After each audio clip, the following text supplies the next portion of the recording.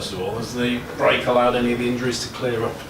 Yeah, it has. We get some relief this week. Obviously we've got Kuma's issues have been sorted, and at this stage Lee, Gaskell and Jez are looking pretty good, so we've still got to get through today and Thursday, but we're hopeful those three guys will take their place.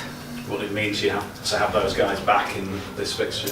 Oh, it means everything really. I mean, it hasn't been a great month for the club, with the injuries we sustained before the start of the season, and look, we were good in patches the first two rounds. I thought, there was a 20-minute period there, the last 20 minutes against Salford, and then, the 20 minutes leading into half-time against Catalan, and those two periods really, we let ourselves down. So there have been some positives to come out of the last couple of weeks, and, obviously getting some quality back in the team's going to help, particularly against a team like Warrington. Is Jermaine well ahead of schedule? Because I think yeah. A bit longer. Oh, well, he is. He was told, once we got the scan and, the guys assessed him, the best case scenario was Warrington. But we were hopeful it'd be a week or two after that we were going to be happy. But he's done everything right. He's been around the clock with his rehab from day one. Jerry, he actually had a scan the other day and it was well ahead of where it should be. So, he's just got to get through this week. He got through yesterday pretty well. He's just got to get through the week, and if he does, we'll play him. How frustrating has the Akuma situation been that a fit player hasn't been able to play?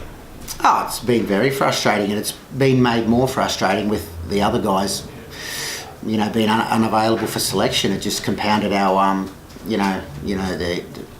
I suppose you could call it a little crisis. The amount of injuries, the amount of guys we didn't have available round 1 and 2. It's not ideal, but we're confident with what we've done through the pre-season and the things we've put in place. We know what's in store for us. We know it's a long season, and we know we're going to have a successful season. So there's certainly no kicking stones or dragging the feet on the ground here. We're looking forward. Hopefully we're through that period where we had quite a few guys on the sideline unavailable. Hopefully we're through that now, and we can start with a good performance this week. Will this be the first week you've had a bit of a selection headache? Yeah. There'll be a couple of guys there that don't get picked this week that could probably put an argument as to say that they feel a little bit hard done by. But we had a plan to go into the season a particular way, and over the next couple of weeks we should be able to put those plans back into place with the personnel coming back into the team. So that should translate into some better performances.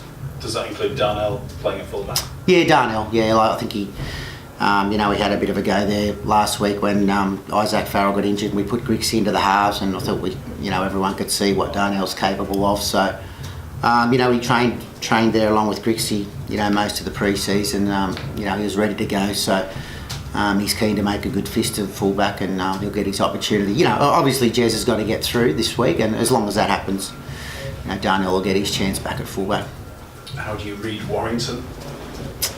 They're 2 from 2, so they're doing a lot better than us, and they're a big pack, big physical pack. Hard to handle. They've got Austin that pops up all over the field. He's a danger. Clark's a fantastic threat around dummy half. Obviously Rashford. They've got a pretty good side from 1 through to 17. They've got a lot of threat. So it's really important. A, we control the ball when we've got it, and B, when we don't have it, that we aim up defensively. That's as simple as I can put it. They chance their hand, they throw a lot of offloads, play a lot of off-the-cuff footy, and they've got some strike all across the park. So defensively, we're going to need to be on our game. Have you been impressed, surprised by how well Austin's sort of fitted in straight away? Oh no, I'm not surprised. I know Blake quite well from the Raiders days. I know he's a great person. More so than anything, his attitude towards life and to his footy is fantastic. So I knew he would slot straight in there. I knew that the Warrington boys would take a liking to Blake. So it's not a surprise at all the way he's fit in there and the way he's playing. And I wish him well, just not this week. Yeah, exactly.